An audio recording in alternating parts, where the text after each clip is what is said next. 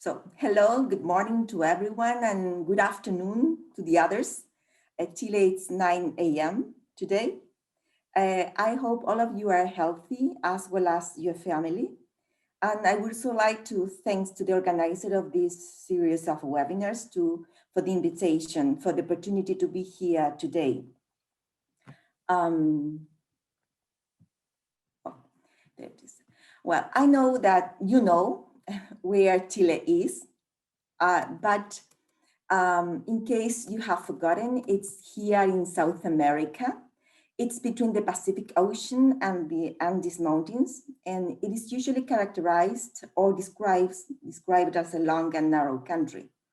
It's next to Argentina, so Veronica, we live next together, and Peru and Bolivia.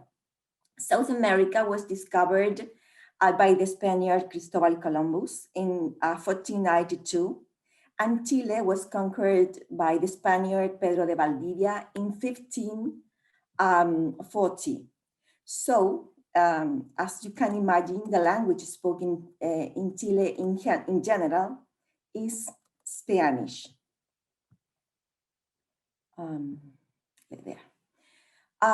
First, I will introduce as a general context the topics I will try to cover in this talk. Although it could be said that Chile is a country where you could find different languages, but it could also be said that each of them is categorized or grouped under certain aspects, and they exist because of different reasons. As I said before, our language is Spanish, spoken by almost 99.3% of the citizens. Nevertheless, there is not established or declared official language. Nothing is considered in the political constitution of the Republic of Chile or in any other document. In spite of that, Chilean Ministry of Education establishes that we are a multilingual country where all languages have the same legal and social validity. When I say all languages, here I'm speaking about indigenous languages and Spanish. And it's also supposed we're going to be bilingual, being English the foreign language learned and taught at schools. It's mandatory.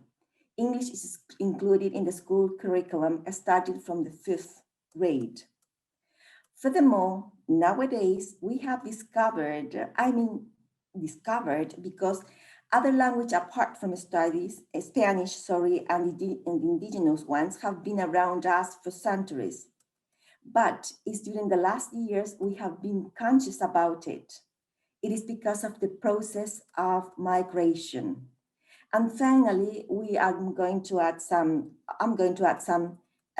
comments. There it is. So the country is not only multilingual, but also culturally diverse. The reality of these two aspects, it seems, is not being assumed by the whole society yet. It could be because, as you saw in the map, it's a long country. It's about 5 miles from one extreme to another. By car, to go from one point to another takes almost 3 days without stopping, and by plane 8 hours. So people are usually in contact with the nearest community. So there is not much contact between the different zones. And also because we are far away from everywhere. We are south-south, not many possibilities of moving between countries as it happens in Europe. Well, this long territory is also divided into 3 big zones: South, North, and Central. I live in the Central zone. So the indigenous people are mostly located at the south and north of Chile, and in the Central, they are located principally in Santiago, that is the capital of the country. It's clearly seen that here in this slide, that indigenous people are a minority group in Chile, considering Chilean population is about 19 million people. only the 11% correspond to the indigenous population. This 11%, 11.5% correspond to the indigenous population, and it is divided into 9 communities which are present in the territory, and they are recognized by the indigenous law number 19,253, that it was declared in 1994, only some years ago. In this slide, you can see that Mapuche community is the largest one, 80%, followed by Aymara and Diaguita, then Atacameño, Quechua, which the 15%, Coya, Rapa Nui, the ones who live in the full island, Yagan, and Cahuéscar. Here we have the 9 communities, indigenous communities living in our country. If you see the graph, it's clearly seen that the largest community, as I said before, it's related to Mapuche people. Even though indigenous languages have been present in the country and also in Latin America from the very beginning, these languages have been disappearing, and at this moment, only 6 of them are still being used in Chile by their corresponding communities. Among these 6, we can also classify them into the ones which are not in danger, like Mapudungun, which is spoken by Mapuche people. Even though it is the largest group, not all of them use the language, only 16%. That is around 280,000 out of 1,700,000 of indigenous people, of Mapuche people. It is not in danger nowadays, but if we don't take care about it, it's going to disappear. Then we have Rapa Nui in the Easter Island and Aymara. Here, we don't know exactly how many people speak each language. And then Quechua, Cahuéscar, and Yagan, all these 3 languages are really in danger. Other languages that we are here in the country, like Kakan, Coya, Chono, and Salman, all of them are extinct nowadays.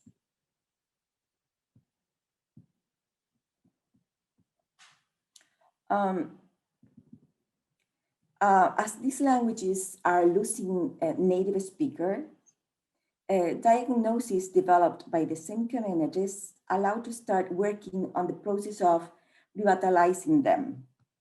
The concern about the progressive extinction of the indigenous languages is not something studied lately.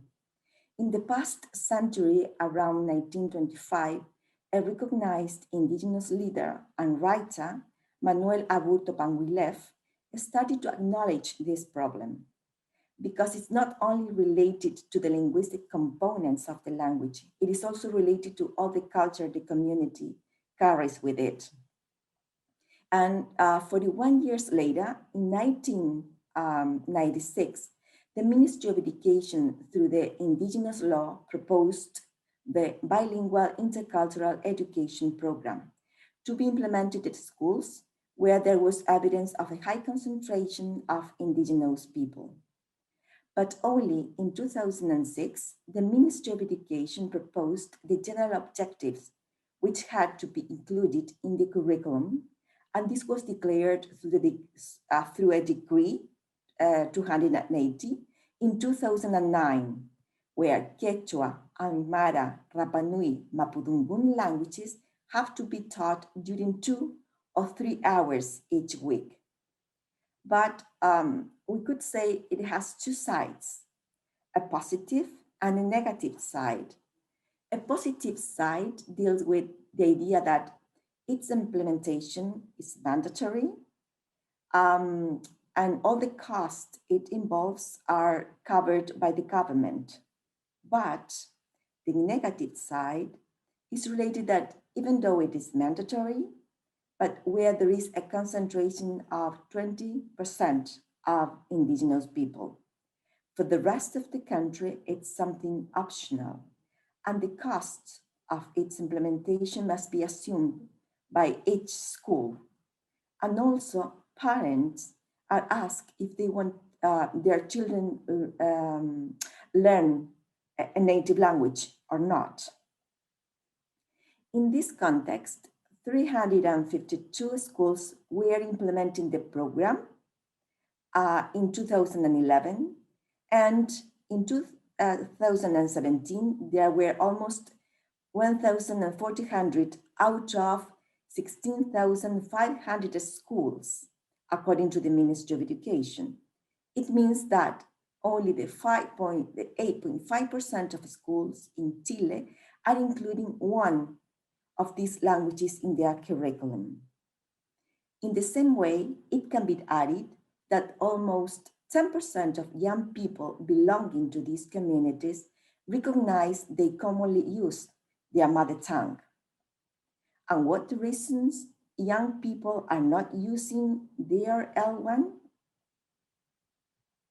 It could be because they consider there is another prestigious language, in this case Spanish, which will favor in a better way their studies, the communication with others, the possibility to get a good job, a well-paid job, among other reasons. And talking about positive aspect, another one is that although, for example, the Kunsa, or also known as Atacameño, is extinct nowadays, it is being revitalized, it's a difficult word, by a group of experts from Kunsa Linguistic Council at the north of Chile. But this is not a problem related to the language itself. It is related to people. It's related to their or our ideologies about the language itself. Then talking about foreign languages in Chile, the interest of teaching foreign languages like English, French, Portuguese, Japanese, and also Italian and German comes from the 19th century. It is because the idea that there was a necessity of preparing people to move from different countries to develop business, and in this way, the economy could be improved. Then 3 languages were implemented mostly in specific areas or zones along the country, principally because of the process of migration and commercial trades. As I said before, Chile is divided into 3 big zones: south, the central part, and north. In this case, at the north, the focus was English language, because the mining deposits were developed there by British companies. At the central part, it was French, because the diplomacy and the government used this language. And German at the south, because at that moment, Chile had a migration policy that favored people coming from countries like Germany, in general from Europe. But then, in the 20th century, having the possibility of communicating with others because of globalization, the improvement of technology, the facilities to travel to another countries, etc., schools were interested in teaching languages.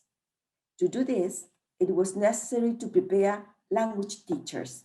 So the university started to prepare these language teachers: English, French, German, and Italian language teachers. These programs were developed during some years, around 30 years.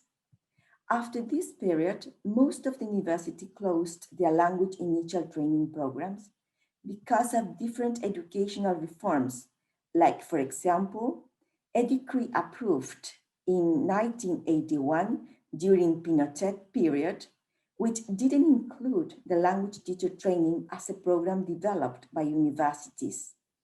And also the schools were not obliged to include the teaching of foreign languages in their curriculum, being this as something optional.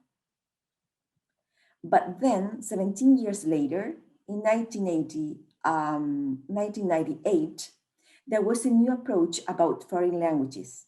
In this case, the interest was placed in English.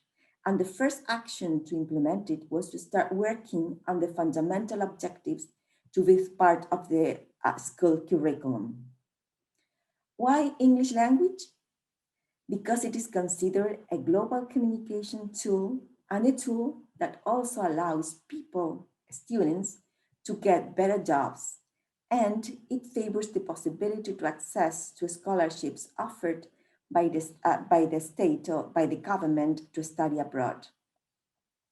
It's been considered an hegemonic language in the educational process by Rodriguez 2015 because its teaching and learning is mandatory at schools along the country. And also universities are working implementing in their own curriculums the English language.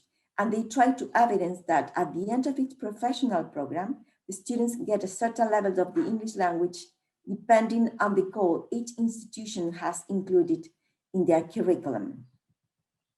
In this context, in 2003, started a robust strategy announced with a great fanfare by the Ministry of Education. Chile was going to be a bilingual country, having English as the foreign language.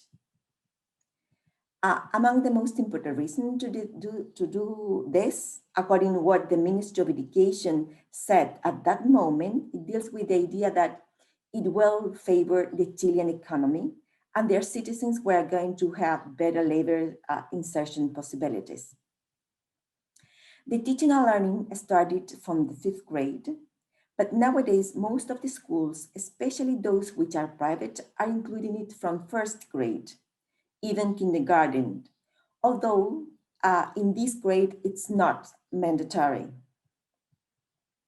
When talking about the learning and the teaching of English language at schools, in this case, parents are not asked if they want their children could learn this language or not. And they don't hesitate in sending their children, their kids, where English is taught. They favored the language, this language. This new implementation or decision was under a big umbrella. It is the English Opens Doors program.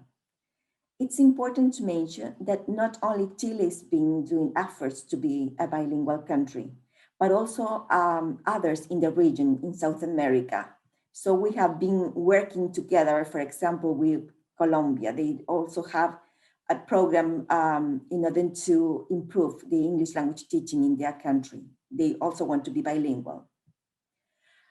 Well, English Open Doors program implemented and still implements lots of strategies favoring students and teachers from public schools, which are attended by the students who, in general, belong to a low socioeconomic level.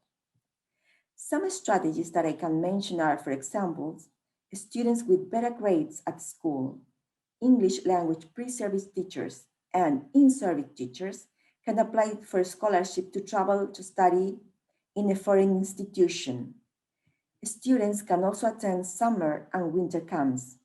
Schools are given materials, free materials, including softwares and books.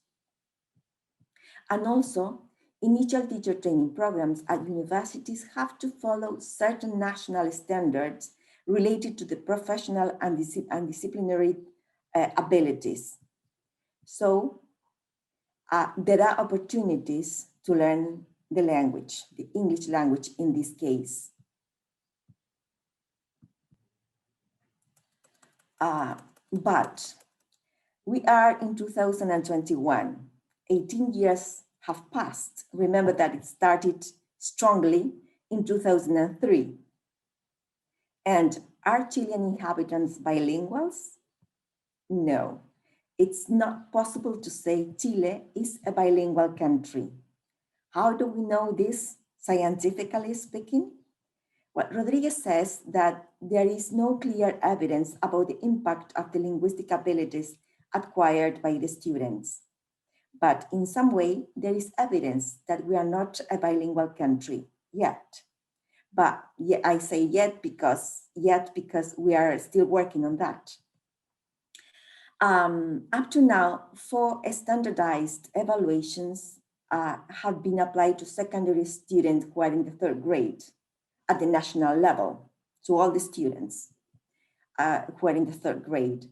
The results show that there is a small group getting the best outcomes following the goals proposed by the Ministry of Education. It means they have to get levels A2 and B1 according to the Common European Framework. And these best outcomes are obtained by students who belong to the high socioeconomical level. And a small percentage of the students from public schools are getting the established levels. What about the reasons? Some reasons could be the ones stated by Barahona, a reason why we are not learning or we're not bilingual at this moment. Barahona says that among the reasons, they are also shared by other researchers. She said that teachers don't use the target language for instruction in the context of foreign language teaching. I mean, they are teaching English and Spanish. They do not use it for reasons such as lack of proficiency in the second language, lack of pedagogical content knowledge or confidence in that knowledge. And also teachers doubt that their students will understand when they teach them using English. What's been doing at this moment? Well, some curriculum changes have been introduced. Among them, it's possible to mention the level of English future language teachers have to evidence at the end of the program. It is C1. It's important to mention that these new established levels of English started from 2014, because before that time it was B2. And also the practicum process for each initial teacher training program has to start from the beginning of the program. I mean, from the first year, the student, the future teacher, the in-service teacher, the pre-service teachers have to visit schools in order to see what happens there. And then from 2 or 3 years ago, in-service teachers have to sit a national evaluation to demonstrate their methodological knowledge and disciplinary domain. If they do not get the level established by the Ministry of Education, universities have to implement strategies to improve student weaknesses before starting their job at schools. Each initial teacher training program must follow the national auto-evaluation guidelines, and a team of experts visit each program to evidence if those guidelines have been followed. This moment is very important because if the program cannot evidence that it has been implementing these guidelines, in this moment they could stop receiving the state benefits and also affect students. So here in Chile, some universities, especially private universities, have been closed because it has been difficult for them to demonstrate that they could follow all the national standard what is asked by the Ministry of Education. But as I said before, according to the implementation of English language, we are still working on this. I have to say that my research lately, well, I'm a teacher of English, but my research lately deals with migration, cultural aspects, language, but especially focus on adults. I have working on a project that Andy mentioned at the beginning. It's a Fondesit. It's called Fondesit because it's financed by the state. The funds are gotten from the states, and it deals with adults. Well, the research in Chile deals mostly with young people, and many of the strategies developed to insert migrants in the society are primarily affecting them, I mean children, but not much about adults. It could be said that they have been left adrift. In the country, there exist languages brought by immigrants, as I said before, like German, Croatian, Italian, Chinese Mandarin, Romani, Arabian, and lately Haitian Creole. All these languages are examined or treated in a different way. And all of them are actually used by a specific community. Each community in some way is trying to maintain it. To do this, for example, people coming from Germany started their own school where the teaching and learning of German is mandatory, apart from English, of course. And the same happened with Italian. In this way, the same communities are favoring their languages. And in general, it's spoken by these groups. But recently, there is a new migration. It corresponds to Haitian people. They have recently arrived approximately from the last 6 years. So suppose that, that in 2002, there were 50 Haitians living here in Chile. But nowadays, there are around 185,000 people. And they are carrying with them a new language, a language we haven't heard before, and also their own culture. Although there are speakers of different languages, but when I visited downtown, for example, I didn't hear any language except Spanish, even though there are German people here from Italy, etc., but only Spanish. But because of this new migration, apart from Spanish, lately, it also hear Haitian Creole. They speak their language. Well, in my last study, I suppose that it's going to be published soon, about adults, non-Spanish speaker migrants studying in the country, based on data from the taken from the Chilean Ministry of Education, which covers 2 years, 2018 and 2019, reveals that there are around 8,100 people coming from 75 non-Spanish speaking countries studying in Chile. But the majority of them are from Haiti. Around 6,600 are in primary and secondary education. Here, the first graph shows that the majority of them, considering only adults, I'm talking only about adults, from 15 years old are in primary and secondary school. And the second graph shows that a minority of them is in higher education. So most of the Haitian people are studying in primary and secondary schools. The thing is that this group is inserted in primary education, around 1,000, but they have to be studying in a secondary school according to their age. If you can see there in the, it's in Spanish, sorry. If you can see there, you can also see people from over 50 years old that those are also studying in primary school. So they have to be studying, I don't know, in higher school, but not there.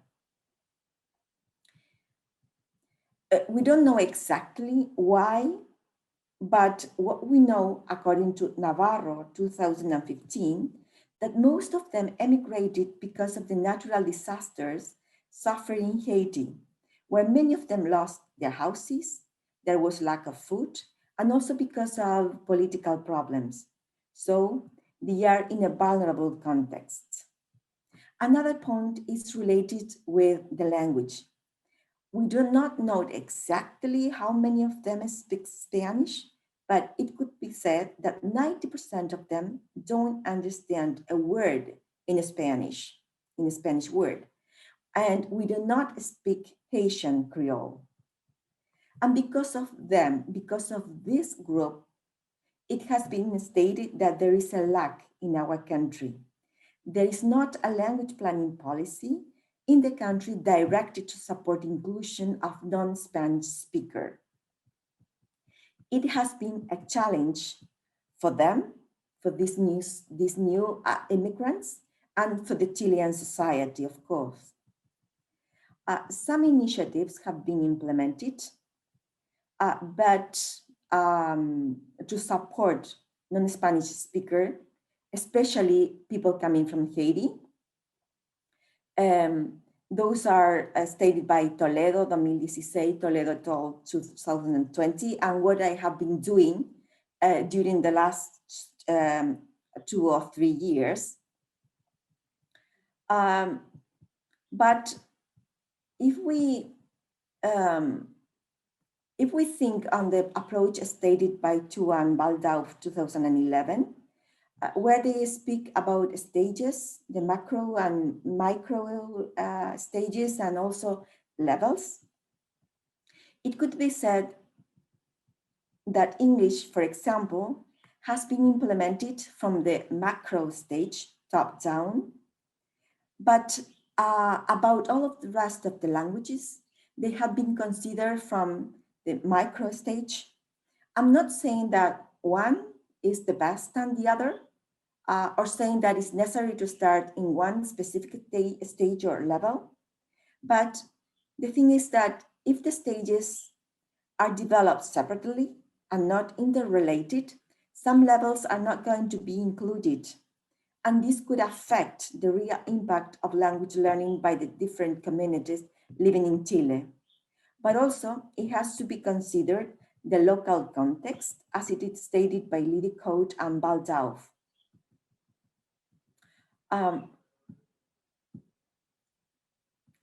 In order to finish, some final comments. As can be deduced from this brief panorama, I mean, 3 different aspects. We have the indigenous language, we have the foreign language, English, and also we have this new language, Haitian Creole, brought by these new communities. It can be deduced that a second language cannot be considered only as a tool for commercial trades. A language is a cultural product. To restrict the language, the knowledge of a language to a lingua franca for business means to ignore the formative and humanistic part of the educational process. Certain languages are favored to the detriment of others. For example, English is included in each school curriculum, no exception. It does not happen the same with indigenous languages. Parents are not asked if they agree with the idea that curriculum could include English language, but they are asked about the others. The country is not prepared to deal with the linguistic and cultural diversity that is facing nowadays.